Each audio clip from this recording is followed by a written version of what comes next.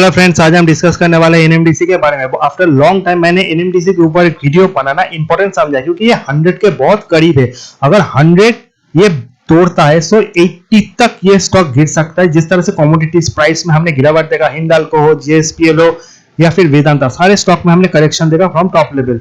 सो NMDC भी इससे पीछा नहीं है। एंड एनएमडीसी का सबसे बड़ा सपोर्ट 100 है। इससे पहले भी इसने 100 तोड़ने का अटेम्प्ट लिया था बट तोड़ा नहीं।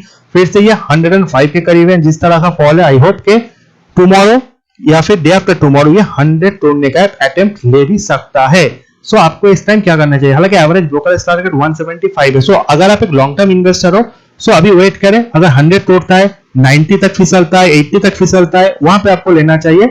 एंड अगर शॉर्ट कवरिंग आता है या फिर बाईबैक आता है, so in that case Nalco, Hindalco is the best option. उसी के साथ साथ स्टील में टाटा स्टील, जेएसपीएल आपका बेस्ट है। अगर स्टील स्टॉक के साथ आपको जाना चाहिए, so JSPL, Tata steel is the best stock.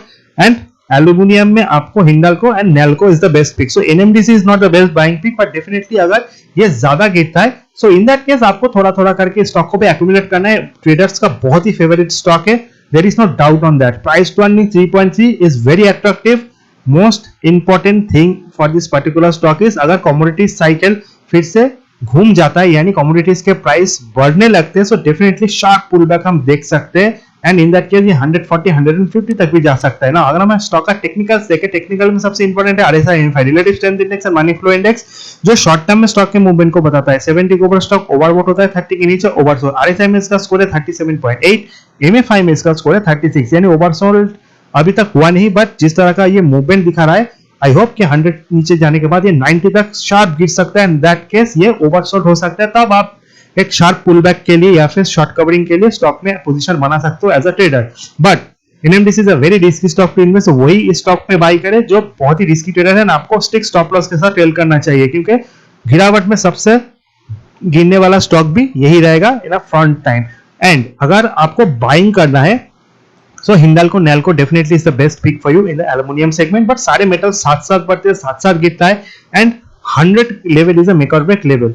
अगर इस स्टॉक का हम एक्सप्रेशन मूविंग एवरेज देखें, so 200 एक्सप्रेशन मूविंग एवरेज 135, 200, 140। सो यहां से अगर स्टॉक में शार्प पुलबैक हम देखते हैं, मिनिमम ये 130 तक जाएगा एंड 30% रिटर्न इन्वेस्टर्स को देगा। आपको एक चीज का ध्यान रखना है, सारे मेटल स्टॉक जो साथ साथ बढ़ते हैं, साथ साथ गिरते हैं। ऐसा नहीं कि हिंडाल्को, नैल्को भाग जाएगा, स्टील कंपनीज नहीं भागेंगे या फिर सेल, एनएमडीसी नहीं भागेंगे, ऐसा बिल्कुल नहीं होगा।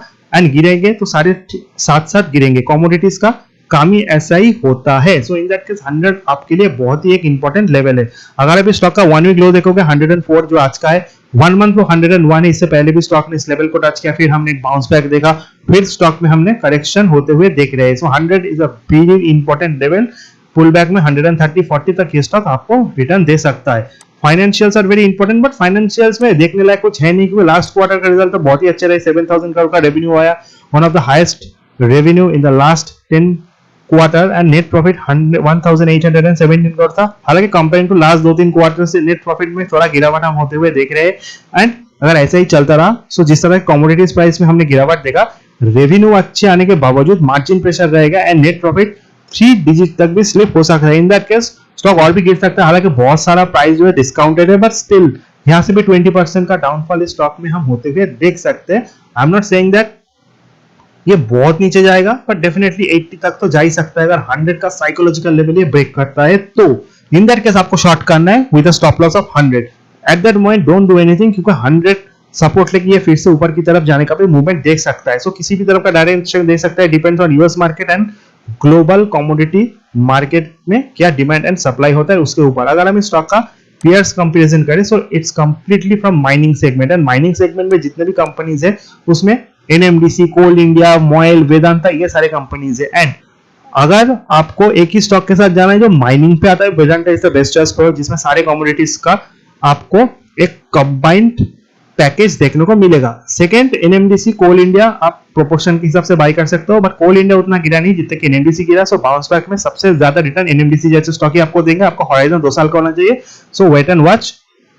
अगर आपको बाय करना है, तो Nalco, Hindalco, Vedanta, Tata steel, JSPL is the best pick for you. But ये अगर 100 के नीचे जाता है, तो शॉर्ट आप इस स्टॉक को कर सकते हो with stick stop loss of 100 and 2-3% से ज्यादा का डिफरेंट स्टॉप लॉस में आपको नहीं रखना है।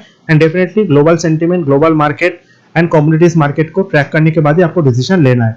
Right now don't do anything, just wait and watch. Share holding pattern अगर हम देखेंगे तो इस स्टॉक का जो शेयर होल्डिंग पैटर्न है उसमें प्रोमोटर्स के पास जो स्टेक है वो 60% से ज्यादा का है, पब्लिक होल्डिंग 10%, एफआई का होल्डिंग 7%, डीआई का 6% and others holding is also 16%। सो ज्यादा डिफरेंस नहीं है एफआई डीआई होल्डिंग में, क्योंकि डीआई एफआई का बहुत फेवरेट स्टॉक नहीं है।